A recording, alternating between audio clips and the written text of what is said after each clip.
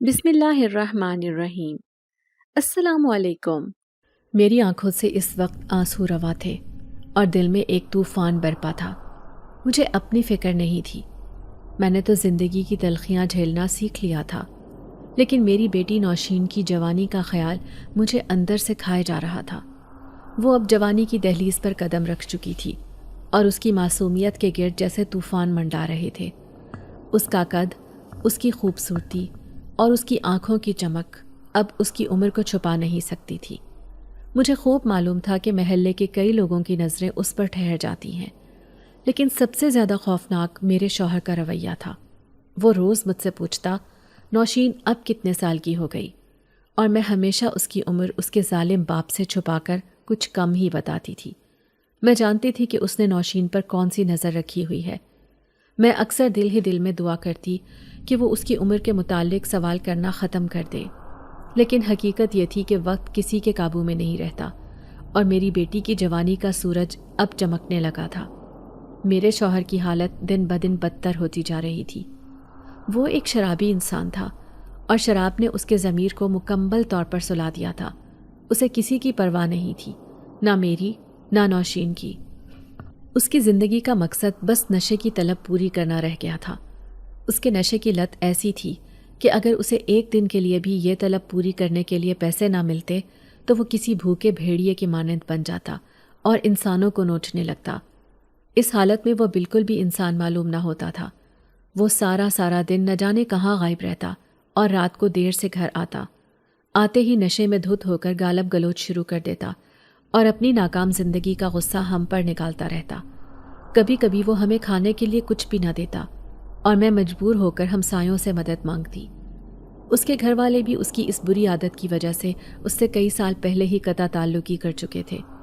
میں نے کئی بار سوچا کہ شاید وہ بچپن سے ہی ایسا تھا، لیکن پھر سوچتی کہ کیا کوئی انسان فطرتاً ایسا ہوتا ہے؟ یہ ان دنوں کی بات ہے جب میری شادی کو چند دن ہی گزرے تھے، جب مجھے پہلی بار اس کی اصل حالت کا پتہ چلا تھا۔ وہ رات میری شادی کی پہلی رات تھی۔ میں دل میں کئی امیدیں لیے میں بیڈ پر بیٹھی تھی اور اس کا انتظار کر رہی تھی۔ ایک نئی دلہن کے دل میں جو خواب ہوتے ہیں وہ میرے دل میں بھی تھے، لیکن جب وہ کمرے میں داخل ہوا تو اس کے لڑکھڑاتے قدم اور مدہوش آنکھیں دیکھ کر میرا دل جیسے کسی گہرے سمندر میں ڈوب گیا۔ میں نے اپنے دل کو تسلی دی کہ شاید یہ ایک بار کی بات ہو، شاید شادی کی خوشی میں اس نے زیادہ پی لی ہو۔ اکثر لڑکوں کو دوست یار شادی کی خوشی میں تھوڑا بہت پلا دیتے ہیں، لیکن وہ رات میرے لیے کسی عذاب سے کم نہ تھی۔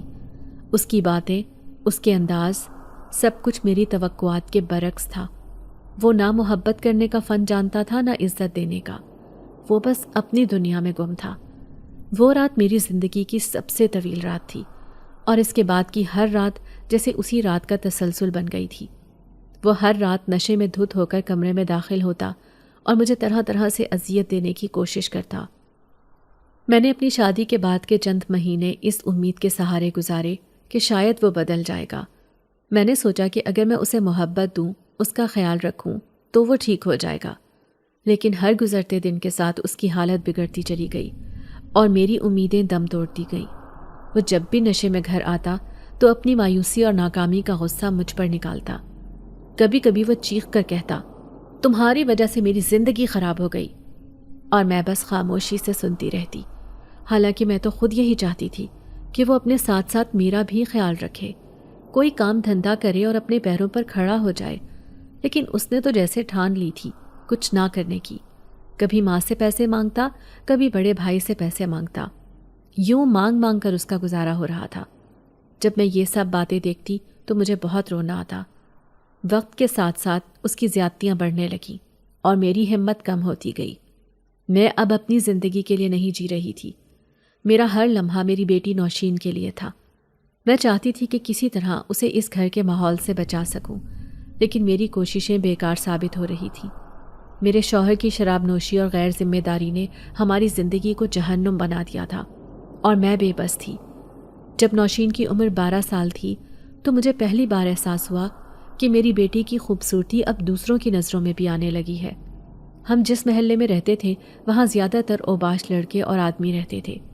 مجھے اس محلے میں رہنا کبھی بھی پسند نہیں تھا، لیکن اس گھر کا کرایہ مناسب تھا اور یہاں میرے شوہر کو بھی پوچھنے والا کوئی نہیں تھا، اسی لیے بھی وہ یہاں مستقل رہنے پر راضی تھا۔ محلے میں سبھی لوگ ایسے تھے تو بھلا کس کو فکر تھی کہ کوئی یہاں پارسا بن جائے، سبھی ایک جیسے تھے۔ اب محلے کی عورتیں آ کر میری بیٹی کی تعریف کرتی اور میں دل ہی دل میں خوف زدہ ہو جاتی۔ میں چاہتی تھی کہ وہ اس گھر سے اور اس محلے سے دور چلی جائے جہاں اس کی معصومیت خطرے میں نہ ہو، لیکن کہاں جاتی؟ میرے پاس کوئی سہارا نہیں تھا۔ میرے والدین کا انتقال ہو چکا تھا اور میرے شوہر کے گھر والے ہمیں دیکھنا بھی پسند نہیں کرتے تھے۔ میں ہر روز دعا کرتی کہ کوئی معجزہ ہو، کوئی راستہ نکلے، لیکن میرے شوہر کی حرکتیں مزید خطرناک ہوتی جا رہی تھیں۔ ایک دن اس نے مجھے کہا، نوشین اب بڑی ہو رہی ہے، اس کے لیے کچھ سوچنا چاہیے۔ اس کے لہجے میں ایک عجیب سی بات تھی، جیسے وہ کچھ اور سوچ رہا ہو۔ میرے دل کو دھچکا لگا اور میں نے فوراً موضوع بدلنے کی کوشش کی، لیکن وہ اب اپنے ارادے ظاہر کرنے لگا تھا اور میرے دل میں ایک انجانا خوف بیٹھ گیا تھا۔ یہ خوف آخر کار اس دن حقیقت میں بدل گیا جب ایک دن وہ نشے میں دھت گھر آیا اور مجھے کہنے لگا، میں نوشین کو ساتھ لے کر جا رہا ہوں، میں نے اس کا رشتہ طے کر دیا ہے۔ یہ سنتے ہی میرے دل کی دنیا جیسے اجڑ گئی۔ میں نے اسے روکنے کی کوشش کی، اس کے قدموں میں گر کر منتیں کی، لیکن وہ کچھ سننے کو تیار نہیں تھا۔ اس نے نوشین کو زبردستی گھر سے باہر لے جانے کی کوشش کی۔ نوشین چیختی چلاتی ہوئی اپنے باپ کے مضبوط ہاتھوں سے خود کو چھڑوانے میں کامیاب ہو گئی اور دوڑتی ہوئی میرے سینے سے لپٹ گئی۔ اس کی آواز میں خوف اور بے بسی تھی اور اس کے آنسو میرے دل کو چیر رہے تھے۔ میں نے اسے فوراً اپنے بازوؤں میں لے کر کمرے کی طرف دھکیلا اور کہا، نوشین جلدی سے اندر جا کر دروازہ بند کر لو اور کنڈی لگا لو۔ وہ لرزتے ہاتھوں کے ساتھ میری بات مانتے ہوئے کمرے کے اندر داخل ہوئی اور دروازے کی کنڈی لگا دی۔ مجھے اس بات سے کچھ سکون ملا کہ کم از کم وہ محفوظ ہے، لیکن اگلے ہی لمحے میرا شوہر غصے میں دھاڑتے ہوئے میری طرف لپکا۔ اس کے ہاتھوں میں وحشیانہ طاقت تھی اور اس نے مجھ پر غصے سے حملہ کر دیا۔ اس کے ہر وار کے ساتھ میرا جسم ٹوٹتا رہا، لیکن میرے دل میں صرف اپنی بیٹی کی حفاظت کی فکر تھی۔ وہ اپنی طاقت کا مظاہرہ کرتے ہوئے مجھے زمین پر گرا چکا تھا، لیکن میں نے اپنی ہمت نہیں ہاری۔ میرا دل اندر ہی اندر دعا کر رہا تھا کہ کوئی معجزہ ہو اور یہ ظلم رک جائے۔ وہ اتنی شدت سے میری پٹائی کر رہا تھا کہ میرے وجود کی ہر ہڈی جیسے چیخ رہی تھی، لیکن میرے دل میں یہ بات بار بار گونج رہی تھی کہ اگر آج نوشین اس کے ساتھ چلی گئی تو میں اپنی پوری زندگی خود کو کبھی معاف نہیں کر پاؤں گی۔ رات بھر درد میرے وجود کو تڑپاتا رہا۔ میرے جسم پر جو زخم لگے تھے وہ وقت کے ساتھ بھر سکتے تھے، لیکن اگر نوشین اس کے ساتھ چلی جاتی تو وہ زخم ایسے ہوتے جو کبھی بھی نہ بھر سکتے۔ میری آنکھوں میں بار بار وہ منظر آ رہا تھا جب میرا شوہر نوشین کو گھسیٹ کر لے جا رہا تھا۔ میں نے اللہ سے بار بار دعا کی کہ وہ ہمیں اس آزمائش سے نکال دے۔ میرے دل میں ایک ماں کی محبت کا طوفان تھا اور میں اس طوفان کو دبانے میں ناکام تھی۔ یہ ان دنوں کی بات ہے جب میری نئی نئی شادی ہوئی تھی۔ میری شادی کی شروعات بھی کچھ کم تلخ نہیں تھی۔ شادی کے اگلے ہی دن میری ساس نے مجھے ایک کمرے میں بلا کر کہا، دیکھو شرمین، میرے بیٹے کے مزاج کو تم پہلی رات ہی سمجھ گئی ہوگی۔ اسے نشے کی تھوڑی بہت عادت ہے، لیکن مجھے یقین ہے کہ تم اسے اس بری عادت سے دور کر لو گی۔ میں اس وقت محض 16 سال کی ایک معصوم لڑکی تھی جسے دنیا کے تلخ حقائق کی کچھ خبر نہیں تھی۔ میری ساری زندگی گھر کی چار دیواری میں گزری تھی، جہاں میں نے بس گھر کے کام کاج کرنا ہی سیکھا تھا۔ میرے دل میں ساس کی بات سن کر عجیب سی گھبراہٹ پیدا ہوئی، لیکن میں نے سر جھکا کر خاموشی اختیار کی۔ مجھے یہ سمجھ نہیں آ رہا تھا کہ ایک لڑکی جس نے کبھی دنیا کی سختیاں نہیں دیکھی، وہ ایک ایسے شخص کو کیسے بدل سکتی ہے جو اپنی دنیا میں گم ہے۔ میری ماں بھی ایک بے بس عورت تھی۔ ان کے دکھوں کی کہانی میرے دل پر لکھی ہوئی تھی۔ میرے والد کا انتقال اس وقت ہوا تھا جب میں محض 2 سال کی تھی۔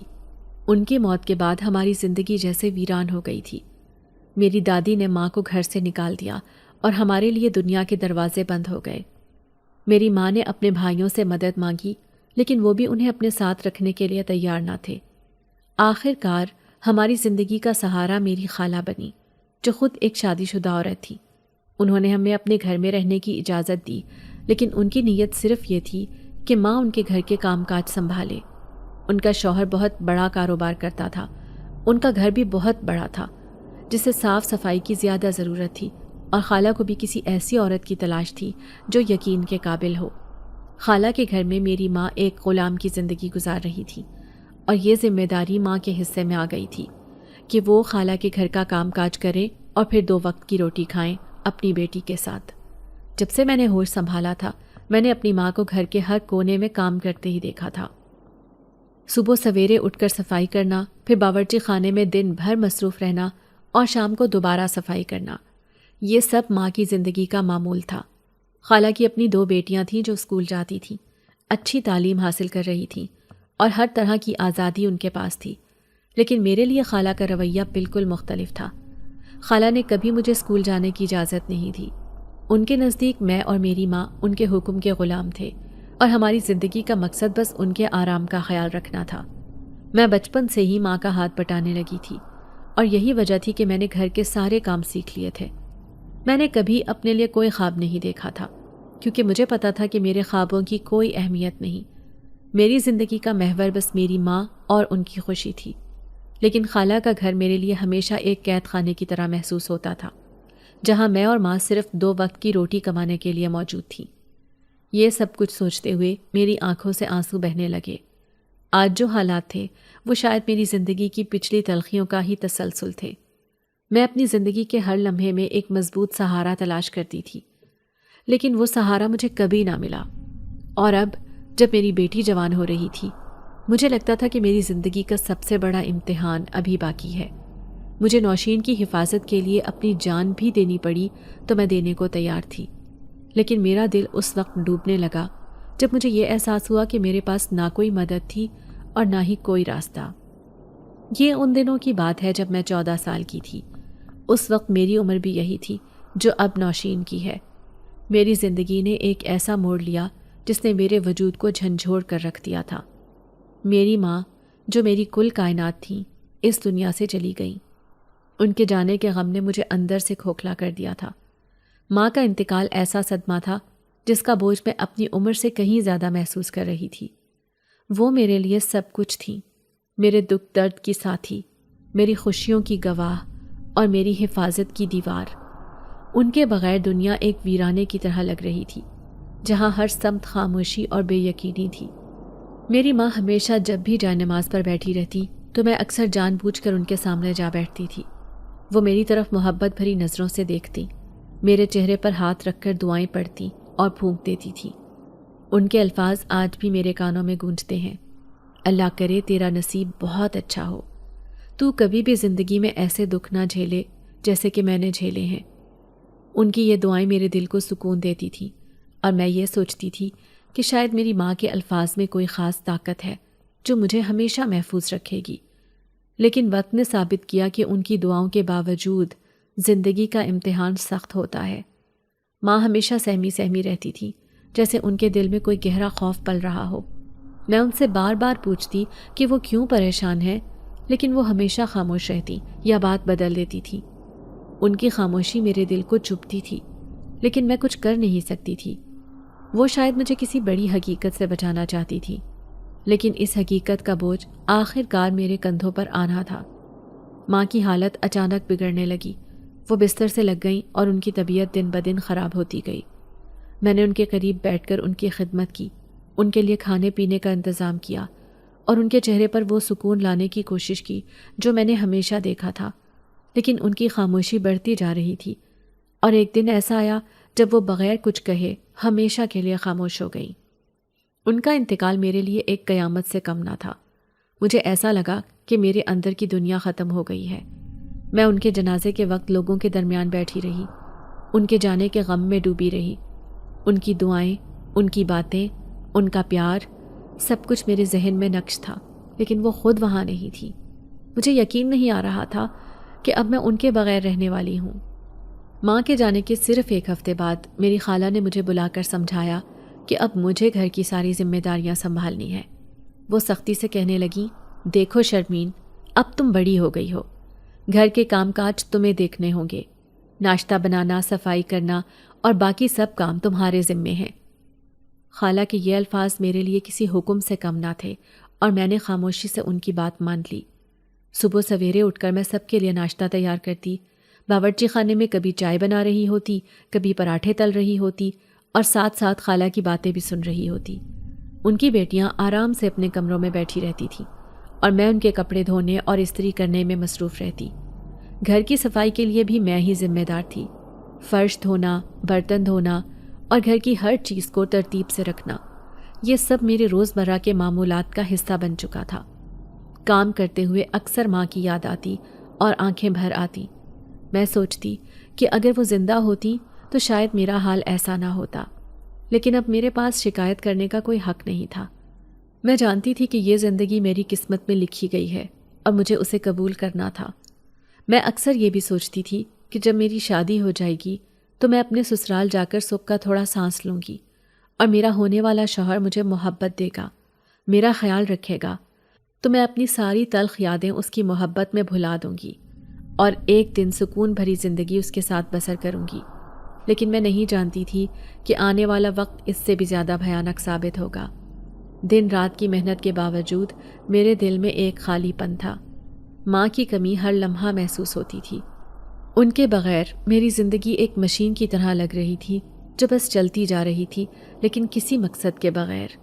ان کی دعاؤں کا لمس، ان کی محبت کی گرمی، سب کچھ میرے دل میں زندہ تھا، لیکن حقیقت یہ تھی کہ وہ میرے ساتھ نہیں تھی۔ ماں کے بغیر میری زندگی کا یہ نیا باب ایک آزمائش کی طرح تھا جس میں مجھے اپنی ہمت اور صبر کا امتحان دینا تھا۔ لیکن میں نے فیصلہ کیا کہ چاہے کچھ بھی ہو، میں اپنی ماں کی دعاؤں کو کبھی فراموش نہیں کروں گی اور ان کی تربیت کو ہمیشہ یاد رکھوں گی۔ اسی لیے میں خالہ کا ہر حکم خاموشی سے مانتی اور کبھی پلٹ کر انہیں کسی بات کا جواب نہیں دیتی تھی، کیونکہ میں جانتی تھی کہ انہوں نے ہمیں پناہ دی، ایک محفوظ چھت دی۔ ان کے ہمارے اوپر بہت سارے احسانات تھے جنہیں میں کبھی بھلا نہیں سکتی تھی۔ وقت کا پہیہ اپنی رفتار سے چلتا رہا، لیکن میرے لیے ہر لمحہ ایک صدی کی مانند تھا۔ میری زندگی میں خوشیوں کا گزر تو یوں لگتا تھا جیسے ایک خواب ہو، اور حقیقت ہمیشہ ایک کڑوی سچائی ہے۔ یہ اس وقت کی بات ہے جب میں 16 سال کی ہو چکی تھی اور میری ماں کو مرے ہوئے 2 سال بیت چکے تھے۔ زندگی کے اچھے اور برے پہلوؤں کی سمجھ آہستہ آہستہ مجھے آنے لگی تھی اور میں نے دنیا کے رویے اور حقیقت کو سمجھنا شروع کر دیا تھا، لیکن شاید میرے نصیب میں سکون تھا ہی نہیں۔ خالہ اپنی بیٹیوں کے ساتھ کسی قریبی رشتہ دار کی شادی میں گئی ہوئی تھی اور ان کے ساتھ جا کر خوشیوں میں شریک ہونے کا حق مجھے کبھی حاصل نہیں ہوا تھا۔ خالہ ہمیشہ کہتی تھی، تم اس گھر کا حصہ ضرور ہو، لیکن صرف کام کاج کے لیے، ہمیں کسی تقریب میں تمہیں لے جا کر شرمندہ نہیں ہونا۔ ان کے یہ الفاظ میرے دل پر کسی زخم کی مانند لگتے تھے، لیکن میں ہمیشہ خاموش رہتی۔ ان کے لیے میرے جذبات اور احساسات کی کوئی اہمیت نہیں تھی۔ اس دن گھر میں مکمل خاموشی تھی۔ میں اپنے خیالوں میں گم کپڑے استری کر رہی تھی۔ دل میں اماں کی یاد اور خالہ کی تلخ باتیں گھوم رہی تھی کہ اچانک خالو کی آواز میرے کانوں میں گونجی۔ وہ کہہ رہے تھے، شرمین، میں کل سفید رنگ کا لباس پہنوں گا، وہ جو کاٹن والا ہے اسے اچھے سے استری کر دینا۔ میں نے سر ہلایا اور ہلکی آواز میں کہا، ٹھیک ہے خالو۔ خالو سے زیادہ بات کرنے سے میں ہمیشہ گریز کرتی تھی۔ ان کا مزاج ہمیشہ اجنبی سا لگتا تھا اور ان کے بارے میں کئی باتیں سننے کے بعد میرے دل میں ان کے لیے عجیب سا خوف تھا۔ کہتے ہیں کہ ان کے باہر بہت سی عورتوں کے ساتھ تعلقات ہیں، اور یہی سوچ میرے اندر ان کے لیے ایک دوری پیدا کرتی تھی۔ میں جب بھی انہیں دیکھتی راستہ بدل لیتی تھی۔ ان کی نظریں ہمیشہ عجیب سی محسوس ہوتی اور ان سے بات کرنا میرے لیے ایک خوف بن جاتا تھا۔ لیکن آج گھر میں صرف وہ اور میں تھے، اور یہ سوچ میرے دل کو بے چین کیے جا رہی تھی۔ استری کرتے ہوئے میں اپنے کام میں مگن تھی کہ اچانک خالو الماری سے اپنے کپڑے لے کر میرے پاس آئے۔ وہ کہنے لگے، یہ کپڑے استری کر دو اور دیکھنا بالکل صاف اور نفیس ہونے چاہیے۔ میں نے ہاں میں سر ہلا دیا اور کپڑے پکڑنے کے لیے ہاتھ بڑھایا، لیکن جیسے ہی میں نے کپڑے پکڑے، خالو نے میرا ہاتھ پکڑ لیا۔ ان کے اس عمل پر میرا دل دھک سے رہ گیا۔ میں پھٹی ہوئی آنکھوں سے ان کی طرف دیکھنے لگی۔ انہوں نے مسکراتے ہوئے کہا، ارے یہ تمہارے ہاتھ پر کیسا نشان ہے؟ میں نے جلدی سے اپنا ہاتھ پیچھے کھینچتے ہوئے کہا، چائے بناتے وقت جل گیا تھا، لیکن فکر نہ کریں، میں خود اس پر مرہم لگا لوں گی۔ لیکن وہ میری بات کو نظر انداز کرتے ہوئے کہنے لگے، نہیں، میں تمہارے لیے مرہم لے کر آتا ہوں۔ تم بھی نا سارا دن گھر کے کام کاج میں مصروف رہتی ہو اور اپنا بالکل بھی خیال نہیں رکھتی۔ تھوڑی خود پر بھی نظر رکھا کرو. کتنی خوبصورت ہو تم, کتنا معصوم چہرہ ہے تمہارا, اور اس پر یہ بڑی بڑی آنکھیں اور سنہرے بال. تم تو کسی ریاست کی شہزادی کی طرح دکھتی ہو. اگر تھوڑا بہت اپنے حسن کا خیال رکھو گی تو تمہارے لیے ہی بہتر ہوگا. لیکن تمہیں تو اتنی عقل ہے ہی نہیں. ہوگی بھی کیسے؟ تمہاری خالہ نے کبھی تمہیں موقع ہی نہیں دیا سجنے سنورنے کا. لیکن پریشان مت ہو, میں ہوں نا, میں رکھ لوں گا تمہارا خیال اب سے. اس سے پہلے کہ میں کچھ کہہ پاتی وہ تیزی سے کمرے میں گئے اور مرہم لے کر واپس آ گئے. میں لاکھ منع کرتی رہی, اپنا بازو پیچھے کھینچتی رہی, لیکن وہ بضد تھے. انہوں نے زبردستی میرے بازو پر مرہم لگانا شروع کر دیا. میرا دل بری طرح دھڑک رہا تھا اور میں خود کو بے بس محسوس کر رہی تھی. میرے لمبے سنہرے بال اس وقت کھلے ہوئے تھے جو میرے چہرے پر گر پڑے تو خالو نے آہستگی سے ان بالوں کو پیچھے کیا, اور اس لمحے ان کی نظریں مجھے خوفزدہ کر رہی تھیں. ان کا رویہ اور ان کا میرے قریب ہونا میرے لیے ناقابل برداشت ہو رہا تھا. میری سانسیں تیز ہو گئیں اور میں نے اپنے دل میں دعا کی کہ کسی طرح یہ لمحہ جلدی گزر جائے. خالہ کی غیر موجودگی اور خالو کی یہ حرکتیں میرے لیے قیامت سے کم نہیں تھی. میں نے خود کو کسی نہ کسی طرح سنبھالا اور کہا, بس خالو ٹھیک ہے, میں مرہم خود لگا لوں گی. لیکن وہ میری بات کو نظر انداز کرتے ہوئے کہنے لگے, تم اتنی ضد کیوں کرتی ہو؟ میں تو تمہاری بھلائی چاہتا ہوں. ان کے الفاظ اور لہجہ میرے دل کو مزید ڈرا رہے تھے. یہ لمحہ میری زندگی کا ایک خوفناک تجربہ تھا جس نے مجھے اندر سے ہلا کر رکھ دیا. میں نے جلدی سے خود کو سنبھالا اور کسی بہانے وہاں سے نکلنے کی کوشش کی, لیکن انہوں نے میرا راستہ روک لیا. مجھے دونوں ہاتھوں سے پکڑ کر کھڑے رہے. میں اپنے آپ کو چھڑوانے کی کوششوں میں لگی ہوئی تھی جب خالہ کی اچانک آمد نے میری زندگی کا ایک اور بھیانک باب کھول دیا. میں پہلے ہی بے بس اور خوفزدہ تھی, خالو کی حرکتوں سے ہل گئی تھی, اور اب خالہ کی نظر مجھ پر پڑتے ہی جیسے میرا دل دھڑکنا بھول گیا.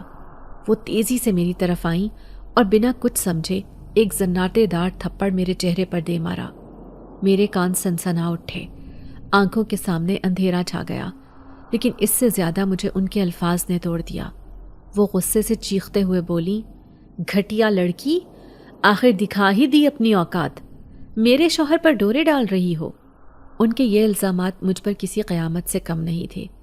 مرد تو ہوتا ہی ایسا ہے, تمہیں خیال رکھنا چاہیے تھا. اگر تم گھر پر اکیلی تھی تو تمہیں خود کو کمرے میں بند کر دینا چاہیے تھا, نہ کہ اس کے سامنے یوں دندناتی پھرتی اور اپنے حسن کے جلوے اسے دکھاتی. میں اپنی بے گناہی ثابت کرنے کے لیے لب کھولنا چاہتی تھی, لیکن خالہ نے مجھے بالوں سے پکڑ لیا اور زمین پر گھسیٹتے ہوئے مارنا شروع کر دیا. میں زمین پر پڑی ان کی مار سہ رہی تھی. آنسو میری آنکھوں سے بہہ رہے تھے اور میرا دل چیخ چیخ کر کہہ رہا تھا کہ میں بے قصور ہوں. لیکن خالہ کو نہ سننا تھا نہ سمجھنا. ان کی بیٹیاں بھی کمرے میں آ گئیں اور مجھ پر گالم گلوچ کی بارش کر دی. ان کے الفاظ میرے جسم پر پڑنے والے ہر زخم سے زیادہ گہرے تھے.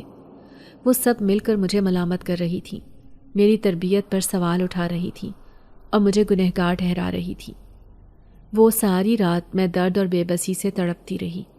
میرے جسم پر نیل پڑ چکے تھے, ہڈیاں دکھ رہی تھیں اور دل اندر سے ٹوٹ چکا تھا. صبح ہوتے ہی میرے لیے ایک اور آزمائش کا اعلان کر دیا گیا. وہ کمرے میں آئیں اور اپنے مخصوص طنزیہ لہجے میں بولیں, شرمین, میں نے تیرے رشتے کا بندوبست کر لیا ہے, 1 ہفتے میں تیری شادی ہوگی. ان کے الفاظ سن کر میرا دل دہل گیا. شادی, وہ بھی یوں اتنی جلدی؟ میں ابھی زندگی کی مشکلات کو سمجھنے اور سنبھالنے کے قابل بھی نہیں ہوئی تھی, اور وہ مجھے زبردستی ایک ایسے بندھن میں باندھنے جا رہی تھی جس کے لیے میں بالکل بھی تیار نہیں تھی. لیکن خالہ نے میری ایک نہ سنی. انہوں نے میرے لیے عاصم کا رشتہ چن لیا, جو بظاہر تو ایک شریف گھرانے سے تعلق رکھتا تھا, لیکن حقیقت میں ایک بگڑا ہوا انسان تھا. خاندان کا کوئی بھی فرد اس کو اپنی بیٹی دینے کے لیے تیار نہیں تھا, لیکن میری خوبصورتی اور کم عمری دیکھ کر عاصم کی ماں نے خوشی خوشی یہ رشتہ قبول کر لیا.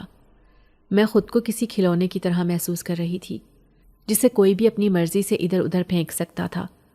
شادی کے دن میرے دل پر ایک خوف سایہ کر رہا تھا, لیکن میرے پاس کوئی راستہ نہیں تھا. لیکن پھر میں دل ہی دل میں سوچنے لگی کہ شاید میرا شوہر ایک اچھا انسان ہوگا اور وہ میرا خیال رکھے گا. وہ زندگی شاید اس زندگی سے کچھ بہتر ہوگی. لیکن عاصم کے ساتھ شادی کرنے کے بعد میری زندگی ایک نیا جہنم بن گئی۔ وہ نشے کا عادی تھا، ہر رات دیر سے گھر آتا اور نشے کی حالت میں مجھ پر چیختا، چلاتا، گالیاں دیتا اور مجھے بے عزت کرتا۔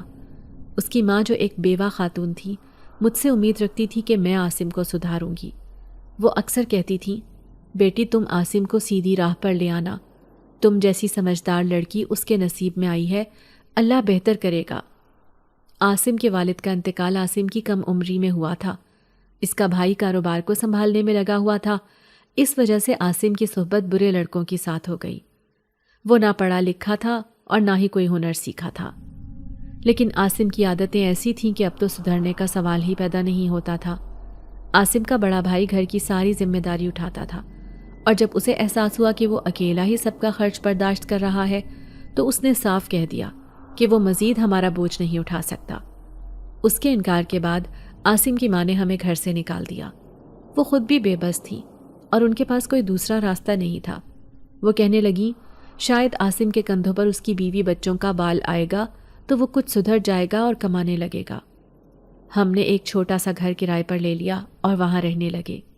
میری شادی کو ابھی 1 سال بھی نہیں ہوا تھا اور میں اس وقت حاملہ ہو گئی۔ میری حالت پہلے ہی کمزور تھی، اوپر سے عاصم کی بدسلوکی نے میری زندگی مزید مشکل بنا دی تھی۔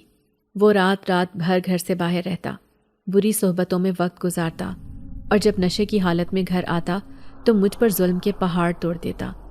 اس کی گالیاں، دھمکیاں اور مار پیٹ میری راتوں کو عذاب بنا دیتی۔ میں اندر سے ٹوٹ چکی تھی، لیکن میری کوکھ میں پلنے والے بچے کی امید نے مجھے زندہ رکھا ہوا تھا۔ میں نے فیصلہ کر لیا تھا کہ چاہے حالات جیسے بھی ہوں، میں اپنے بچے کو ایک بہتر زندگی دینے کی کوشش کروں گی۔ میری ماں نے بھی تو مجھے سنبھالا تھا، پال پوس کر بڑا کیا تھا، لیکن عاصم کی بے رحمی اور حالات کی تنگی میرے لیے ہر دن کو مشکل بنا رہی تھی۔ میرے دل میں بس ایک دعا تھی کہ اللہ میری مدد کرے اور میری زندگی میں کچھ سکون عطا کرے۔ غربت اور مشکلات کا سامنا تو میری شادی کے بعد ہر لمحے تھا، لیکن جب میں حاملہ ہوئی تو ان مصیبتوں نے مزید شدت اختیار کر لی۔ عاصم کی بے رحمی اور غیر ذمہ داری کے باعث ہم دونوں کرائے کے ایک چھوٹے سے مکان میں رہ رہے تھے۔ یہ مکان اتنا خستہ حال تھا کہ بارش کے دنوں میں چھت سے پانی ٹپکنے لگتا تھا اور سردی کے موسم میں ٹھنڈی ہوا سیدھی اندر آتی تھی۔ اس حالت میں دن رات اپنے آنے والے بچے کی فکر میں مبتلا رہتی تھی۔ حمل کے دن میرے لیے کسی آزمائش سے کم نہیں تھے۔ میری حالت نازک تھی، لیکن عاصم کو نہ میری صحت کی کوئی پرواہ تھی اور نہ ہی میرے کھانے پینے کی۔ پڑوس کی عورتیں جب میرے حالات دیکھتیں تو ترس کھا کر کچھ کھانے کو دے جاتیں یا کبھی میرے پاس بیٹھ کر میرا دل بہلانے کی کوشش کرتیں۔ محلے کی ایک بزرگ خاتون خدیجہ خالہ اکثر میرے پاس آتی اور کہتی، بیٹی صبر کرو، اللہ ہر مشکل کے بعد آسانی پیدا کرتا ہے، اپنے بچے کے لیے ہمت رکھو۔ ان کے یہ الفاظ میرے لیے امید کی روشنی بن جاتے، لیکن دل میں ایک خوف بھی تھا کہ کہیں میں اپنے بچے کو بھی انہی مشکلات میں نہ لے آؤں۔ مجھے اپنے بچے کے نصیب سے اب ڈر لگنے لگا تھا۔ میری ماں نے بھی ایسی ہی ٹھوکروں والی زندگی گزاری تھی اور میں نے بھی ہمیشہ ایسی ہی زندگی پائی تھی۔ اب مجھے یہ خوف تھا کہ میرے آنے والے بچے کے نصیب نہ جانے کیسے ہوں گے۔ میں دن رات اس کے لیے دعا کرتی۔ عاصم دن رات گھر سے غائب رہتا اور جو تھوڑے بہت پیسے وہ کبھی کبھار لاتا وہ بھی شراب اور نشے میں اڑا دیتا۔ میرے پاس اپنے لیے یا آنے والے بچے کے لیے کچھ بھی بچا نہیں تھا۔ ایسی حالت میں نے فیصلہ کیا کہ میں اپنی زندگی کی باغ ڈور خود سنبھالوں گی۔ میں نے پرانی یادوں سے اپنی ماں کی سکھائی ہوئی سلائی اور کڑھائی کے ہنر کو یاد کیا اور محلے کی عورتوں سے کام ڈھونڈنے کی بات کی۔ خدیجہ خالہ نے میری مدد کی اور کچھ لوگوں سے میری سفارش کی، جس کے بعد میں نے اپنے گھر کے ایک کونے میں سلائی کا کام شروع کر دیا۔ یہ سلائی کی مشین بھی خدیجہ خالہ نے مجھے اپنے پیسوں سے لے کر دی تھی۔ وہ میرا بہت خیال رکھنے لگی تھی۔ وہ میری ہمسائی تھی۔ شروع میں کام آہستہ آہستہ آیا۔ محلے کی عورتیں اپنے بچوں کے کپڑے یا پردے سلوانے میرے پاس آتیں۔ وہ میرے حالات دیکھ کر قیمت کم رکھتیں، لیکن ان کے چہروں پر رحم اور ہمدردی کے آثار واضح ہوتے۔ مجھے ان کی یہ مدد دل سے قبول تھی، کیونکہ یہ میرا پہلا قدم تھا اپنی زندگی کو بہتر بنانے کے لیے۔ میں دن رات اپنے بڑھتے ہوئے پیٹ کے ساتھ بیٹھ کر کام کرتی۔ کبھی میری کمر درد سے ٹوٹنے لگتی اور کبھی آنکھوں کے سامنے اندھیرا چھا جاتا، لیکن میں نے ہمت نہیں ہاری۔ میں نے اپنے اخراجات خود اٹھانے کی ٹھان لی تھی۔ جو تھوڑے بہت پیسے سلائی کڑھائی سے آتے ان میں سے میں اپنے اور آنے والے بچے کے لیے ضروری چیزیں خریدنے کی کوشش کرتی۔ کبھی دودھ، کبھی دال اور کبھی دوائی کے لیے پیسے جمع کرتی۔ ان دنوں میں نے سیکھا کہ ایک ماں کے دل میں اپنے بچے کے لیے کیسی طاقت ہوتی ہے۔ میں خود بھوکی رہتی لیکن آنے والے بچے کی صحت کے لیے میں نے کبھی کوئی سمجھوتا نہیں کیا۔ میری سلائی کے کام نے مجھے نہ صرف مالی سہارا دیا بلکہ مجھے اپنے اندر ایک عجیب سی خود اعتمادی کا احساس بھی دلایا۔ مجھے محسوس ہوا کہ میں حالات کے آگے ہار ماننے والی نہیں ہوں۔ خدیجہ خالہ کبھی میرے پاس بیٹھ کر میری حوصلہ افزائی کرتی، شرمین دیکھنا، اللہ تیرے بچے کو ایسا نصیب دے گا کہ یہ دنیا کی ہر خوشی دیکھے گا، تمہارے لیے یہ آزمائشیں ایک دن ختم ہو جائیں گی۔ عاصم کی لاپرواہی اور غیر ذمہ داری کے باوجود میں نے اپنی زندگی کے دن کسی نہ کسی طرح گزارنا سیکھ لیے۔ میرا ہر دن ایک نئی جد و جہد سے بھرا ہوتا تھا، لیکن میرے دل میں ایک امید تھی، ایک روشنی تھی کہ شاید میرا بچہ میری زندگی میں ایک نئی خوشی اور سکون لے کر آئے گا۔ اس دوران میں نے نہ صرف اپنے اخراجات کو سنبھالا بلکہ اپنی عزت نفس کو بھی برقرار رکھا، جو میرے لیے سب سے اہم بات تھی۔ یہی امید اور ہمت میری زندگی کا سہارا بنی رہی، اور میں نے خود کو اس یقین کے ساتھ مضبوط رکھا کہ میرے بچے کا نصیب مجھ سے بہتر ہوگا۔ یہ خیال میرے دن رات کے دکھ اور تکلیف کو برداشت کرنے میں مدد کرتا تھا۔ نوشین کی پیدائش میری زندگی کی سب سے بڑی خوشی تھی۔ جب پہلی بار میں نے اسے اپنی گود میں لیا تو جیسے میری ساری تکلیفیں بھول گئیں۔ اس کی ننھی ننھی آنکھیں اور معصوم چہرہ مجھے جینے کی ایک نئی امید دے رہا تھا، لیکن یہ خوشی بھی میری زندگی کے دیگر پہلوؤں کی طرح زیادہ دیر تک برقرار نہ رہ سکی۔ عاصم کی لاپرواہی اور بے راہ روی نے نوشین کی پرورش کو میرے لیے ایک اور چیلنج بنا دیا تھا۔ جب نوشین پیدا ہوئی تو میں بہت زیادہ کمزور ہو چکی تھی۔ نہ مناسب کھانا تھا، نہ آرام، اور نہ ہی کسی قسم کی مالی مدد۔ اس وقت خدیجہ خالہ نے میری بے حد مدد کی۔ وہ میرے لیے کھانے پینے کا بندوبست کرتی اور نوشین کے لیے دودھ اور کپڑے لانے کی فکر کرتی۔ وہ اکثر کہتی، بیٹی اللہ نے یہ بچی تجھے اس لیے دی ہے کہ یہ تیرے دکھوں کا مداوا بنے گی، دیکھنا ایک دن یہی بچی تیری طاقت بنے گی۔ ان کے الفاظ مجھے زندگی میں آگے بڑھنے کی ہمت دیتے۔ اب نوشین کی پرورش کے لیے میں نے سلائی کا کام بڑھا دیا تھا۔ صبح سے رات تک سلائی مشین کے ساتھ بیٹھی رہتی۔ جو پیسے آتے وہ بہت محدود ہوتے تھے، لیکن میں نے سوچا کہ ان پیسوں کو جمع کر کے کچھ بڑا کروں۔ میں نے خدیجہ خالہ کی مدد سے 3-4 کمیٹیاں ڈالیں۔ ہر مہینے کی قسط دینا میرے لیے مشکل ہو جاتا تھا، لیکن میں نے کبھی ہمت نہیں ہاری۔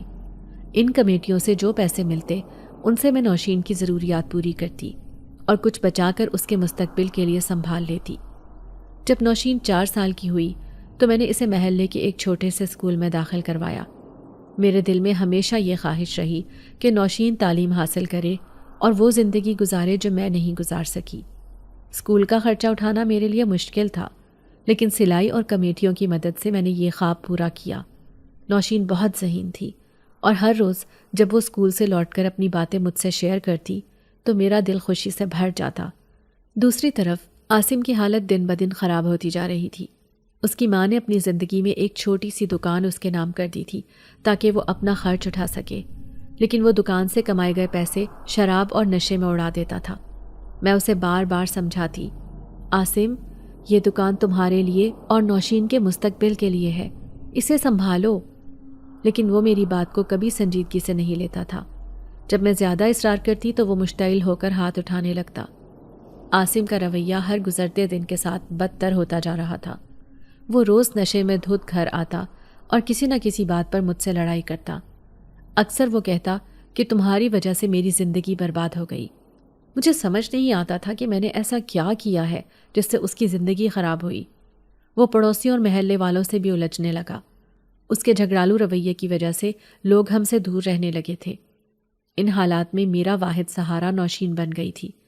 میں دن رات محنت کر کے اس کے مستقبل کے لیے خواب بنتی تھی۔ میں چاہتی تھی کہ وہ ایک اچھی تعلیم حاصل کرے اور اس جہنم سے نکل جائے جس میں نے اپنی زندگی گزار دی۔ نوشین کی مسکراہٹ مجھے جینے کی طاقت دیتی تھی۔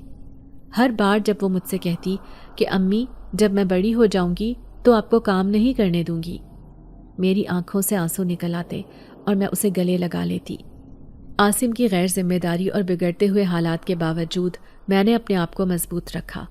مجھے یہ یقین تھا کہ ایک دن اللہ میری محنت کا صلہ دے گا اور نوشین کے نصیب میں خوشیاں لکھ دے گا۔ ہر رات سونے سے پہلے میں نوشین کے سر پر ہاتھ رکھ کر دعا کرتی، یا اللہ میری بیٹی کو وہ زندگی دینا جو میں نے کبھی نہیں دیکھی، اسے ہر دکھ اور تکلیف سے بچا لینا۔ یہ دعا ہی میری واحد امید تھی جو مجھے ہمت دیتی تھی۔ لیکن میری زندگی کی آزمائشیں ابھی ختم نہیں ہوئی تھیں۔ آگے بھی بہت سے موڑ اور مشکلات میرا انتظار کر رہے تھے۔ خدیجہ خالہ کا اپنا 2 منزلہ مکان تھا جو انہیں ان کے شوہر کی وراثت میں ملا تھا۔ خالہ کی زندگی بہت سادہ تھی اور وہ زیادہ تر بچوں کی چیزیں فروخت کر کے اپنی گزر بسر کرتی تھیں، لیکن اب ان کی عمر ڈھل چکی تھی اور وہ دن بھر محنت کر کر کے تھکنے لگتی تھیں۔ ایک دن میں نے ان سے بات کرتے ہوئے کہا، خالہ آپ کے گھر کا اوپر والا پورشن خالی پڑا ہے، بہتر یہی ہے کہ آپ اسے کرائے پر دے دیں، اس طرح آپ کی آمدنی میں اضافہ ہوگا اور آپ کو بچوں کی چیزیں بیچنے کی محنت بھی کم کرنی پڑے گی۔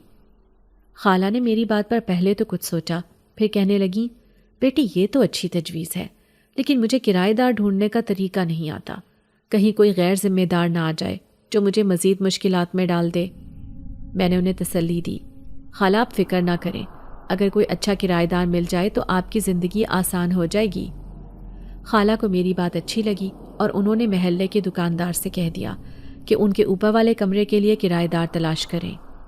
ایک ہفتے بعد خالہ میرے پاس آئیں اور بولیں، بیٹی ایک نوجوان آیا تھا کمرہ دیکھنے، وہ اکیلا ہے اور مجھے تو بہت مہذب لگا، میں نے اسے کرائے پر رکھنے کا فیصلہ کر لیا ہے، لیکن اس کی آنکھیں بہت عجیب ہیں، ان میں زیادہ ہی چمک اور پراسراریت ہے، جیسے کسی عام انسان سے مختلف ہوں۔ خالہ کا یہ فیصلہ مجھے بھی اچھا لگا کیونکہ یہ ان کے مالی مسائل کا حل تھا۔ خدیجہ خالہ کا گھر میرے گھر کے ساتھ جڑا ہوا تھا اور ان کی چھت ہماری چھت سے ملی ہوئی تھی۔ اکثر شام کو ہم دونوں اپنی اپنی چھت پر بیٹھ کر باتیں کر لیتے تھے۔ نوشین بھی خدیجہ خالہ کو بہت پسند کرتی تھی اور انہیں اپنی دادی کی طرح احترام دیتی تھی۔ خالہ کا کرائے پر کمرہ دینا ان کے لیے مالی سکون کا ذریعہ بن گیا۔ وہ اب زیادہ خوش نظر آنے لگی، لیکن ساتھ ہی ان کی عمر کا اثر بھی نمایاں ہو رہا تھا۔ اکثر وہ کہتی، بیٹی میری ہڈیاں اب تھک چکی ہیں، اللہ کا شکر ہے کہ تو میرے پاس ہے۔ میں ان کی بات سن کر مسکرا دیتی اور انہیں تسلی دیتی، خالہ آپ فکر نہ کریں، جب تک میں زندہ ہوں آپ کو کوئی پریشانی نہیں ہوگی۔ نوشین بھی اب بڑی ہو چکی تھی، وہ 16 سال کی ہو گئی تھی اور اپنے اسکول میں اچھی کارکردگی دکھا رہی تھی۔ وہ اکثر خالہ کے پاس جا کر ان کے ساتھ وقت گزارتی اور ان کے کاموں میں مدد کرتی۔ خالہ بھی اس سے بہت محبت کرتی تھی اور کہتی، نوشین تم اپنی ماں کی طرح بہت سمجھدار ہو، اللہ کرے تمہارا نصیب روشن ہو۔ یہ باتیں نوشین کے چہرے پر مسکراہٹ لے آتی اور وہ مزید دل لگا کر خالہ کا خیال رکھتی۔ ایک رات جب میں گھر کے کاموں سے فارغ ہو کر اپنے کمرے میں بیٹھی تھی تو عاصم کی آواز سنائی دی۔ وہ کسی سے فون پر بات کر رہا تھا۔ اس کی آواز غصے میں بھری ہوئی تھی۔ دیکھ میں تیرا قرضہ واپس نہیں کر سکتا، تو جو چاہے بدلے میں مجھ سے لے لے۔ یہ الفاظ میرے دل کو چیر کر رکھ گئے۔ میں حیرت اور خوف کے مارے کانپنے لگی۔ عاصم کے اس رویے سے میں پہلے ہی تنگ تھی، لیکن یہ نئی بات میرے لیے ناقابل برداشت تھی۔ میں سوچنے لگی کہ وہ آخر کس چیز کا قرضہ چکا نہیں پا رہا اور اس کے بدلے میں وہ کیا دے سکتا ہے۔ یہ سوالات میرے دل میں ایک خوفناک کہانی بننے لگے۔ اگلی صبح میں نے خالہ کو یہ بات بتائی۔ وہ میری بات سن کر بہت پریشان ہو گئیں اور بولی، بیٹی تمہیں عاصم پر نظر رکھنی ہوگی، وہ کسی مصیبت میں نہ پڑ جائے۔ تمہاری اور نوشین کی زندگی بھی اس کے ساتھ جڑی ہوئی ہے، اللہ تم سب کی حفاظت کرے۔ ایک دن میں خالہ کے گھر گئی تو دیکھا کہ وہ اس نوجوان کے لیے چائے بنا رہی تھی۔ وہ مسکراتے ہوئے بولی، بیٹی یہ میرا نیا کرایہ دار ہے، بہت نیک اور شریف لڑکا ہے، ہر مہینے وقت پر کرایہ دیتا ہے اور اپنے کمرے میں خاموشی سے رہتا ہے۔ میں نے خوش ہو کر جواب دیا، خالہ یہ تو آپ کے لیے بہت اچھا ہوا، اللہ کرے کہ آپ کی زندگی مزید آسان ہو جائے۔ خالہ کا کرایہ دار واقعی بہت مہذب تھا۔ وہ اکثر خالہ کی کاموں میں مدد کرتا تھا اور ان کے لیے سودا سلف لے آتا۔